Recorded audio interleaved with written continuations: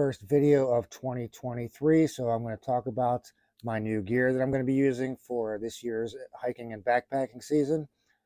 I'm sure I'm going to be adding new stuff throughout the year, but this is new stuff that I'm starting the year off with. I need to make a disclaimer. This is gear that's new for me. It's not gear that's new on the market necessarily. So let's jump right into things. You can probably see right now I have a lapel microphone on. Hopefully it's working. This is the first time I tried it. I've had too many people say that they can't hear me in the videos. I don't know what's going on with that. I'm recording with the microphone on my iPhone 13, the same way I always do. And I have three different devices here at home. I have my iPhone, I have the laptop, I have the Kindle Fire. It sounds the same as every other YouTube video to me, so I don't know what's going on. But I'm not taking this setup out on trail at all. It's just too delicate. I don't want to break the receiver off and then not have a way to charge my phone. It's only going to be for something that's indoor videos like this or something like a local park. Moving on from the lapel mic, I already have a video of these, the Ultra Superior 5s, I believe they are. Yeah. Anyways, yeah, these, I don't have a whole lot of miles on them. I probably only had them out one time last year, even though I had them since maybe, I don't know, October or whatever. So, yeah, these are going to be my new hiking shoes for this year. They are the lowest stack height of all the Ultras. And I do have quite a few trips booked this year that are going to be pretty rocky. So I'm not sure how well they're going to do on some of those trails. I might have to upgrade later in the year to the Lone Peaks or the Temps. But we'll see as the year progresses. Speaking of shoes, this is something that I'm probably not going to use, but I thought I'd show you anyways. These are flip-flops, camp shoes. I just went and I bought a pair of like $1 flip-flops at Dollar General or something, and I made up this contraption here, whatever you want to call it, with some shock cord just to keep flip-flops from flying off my feet because I can't wear flip-flops. They just fly off my feet all the time. But so far, I tried them one time and they're very uncomfortable between the toes here, so I don't know how long, if they're going to even get any use this year, but they are something new for this year anyways. Moving on, I'm using the Katadyn Be-Free this year. Had too many issues with all the different Sawyer filters and the Platypus Quick Draw. I did use this on a few trips this year, and I'm very happy with it. I like that I can just squeeze it with one hand and hold a bottle with the other hand. I don't have to hold a water bottle between my feet to filter. This little bag that it comes with, this is a 1 liter bag that this comes with. I'm not sure if you can get different sizes, but it seems to be pretty durable. I'll knock on wood, but we'll see how that goes.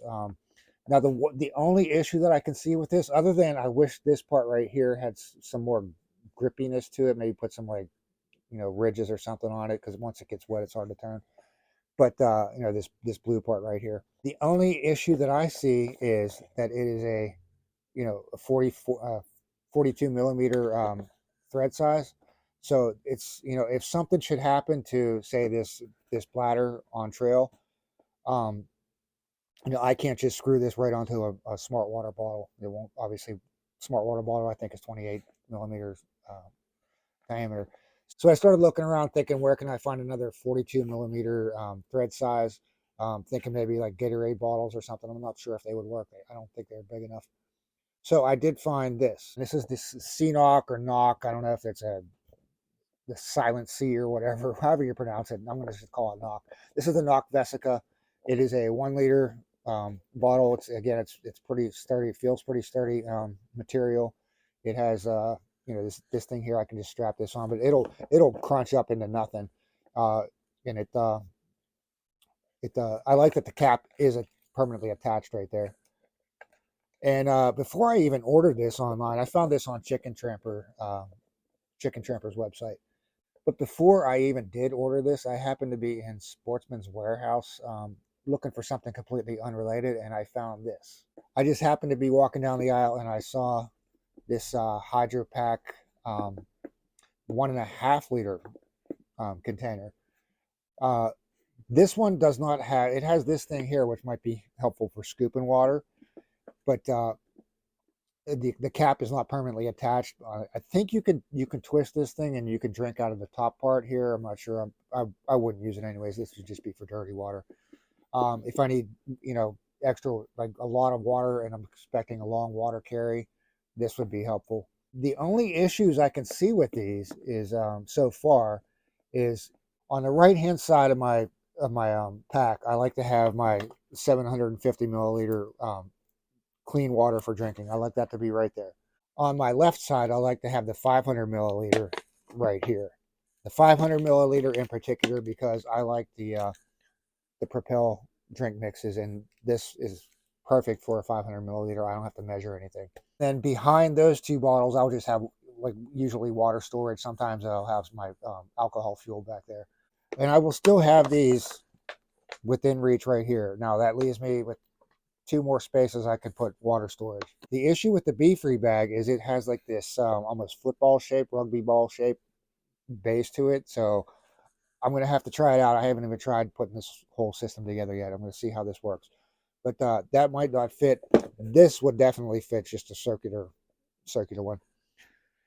And then the 1.5 liter, a little bit bigger. I think I can fit it in with that 500 milliliter bottle.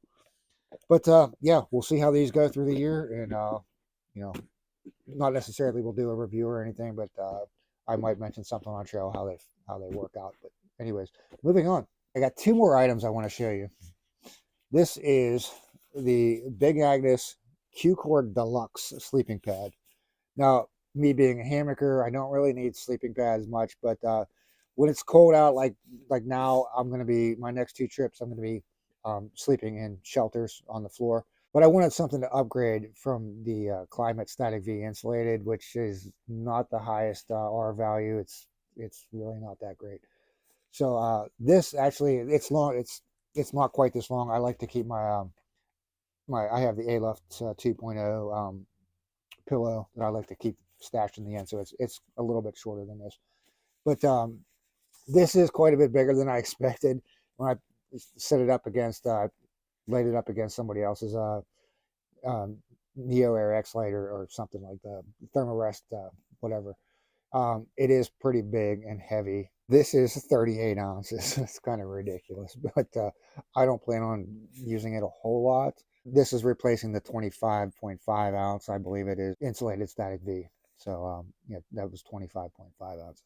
We'll see how this goes. I'm not these first two trips coming up that I'm using. I'm not putting on high mileage, but this is a 4.2 R value, I believe, and with my 1/8-inch foam pad, which supposedly adds 0.5 R value, I'll get this, this could get up to like 4 points, whatever that, 4.7 R value.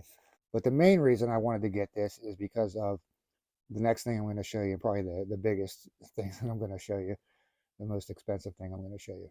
If you didn't watch my last trip video for Quebec Run, I got a tent. Now this is the Tarp Tent Stratospire Li. It's a DCF Dyneema. It's a bit longer, as you can see. There are like struts. I could take the struts out. I've only set this up once, so I'm going to do a separate video discussing this more in detail. I'm not planning on carrying this inside my pack. It's going to go back here on the top of my pack. Now the thing with that is my two packs. This will work with my. I had to order the V strap for my Arc Haul, but since I have the old Z-Packs Nero pack, the V strap won't work, so there's no way to attach it to the Nero. So I can only take this out if I'm using my Arc Haul. This is 1 pound 4 ounces, so not too bad. Like I said, I'm going to do a separate video as soon as I get a good weather day to go out to the park and set this up somewhere. I'll set it up somewhere and do a more in-depth look at it.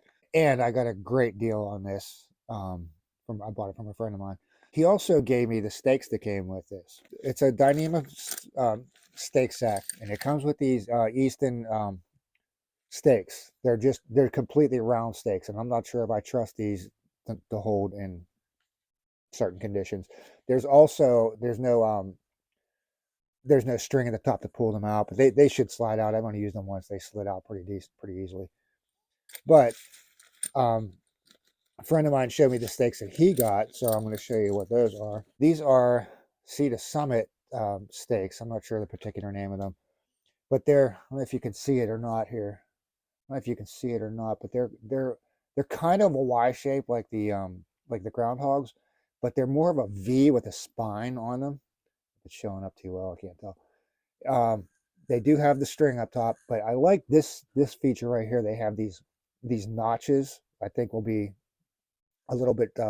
They might hold the whatever you're tying onto there might hold a little bit better.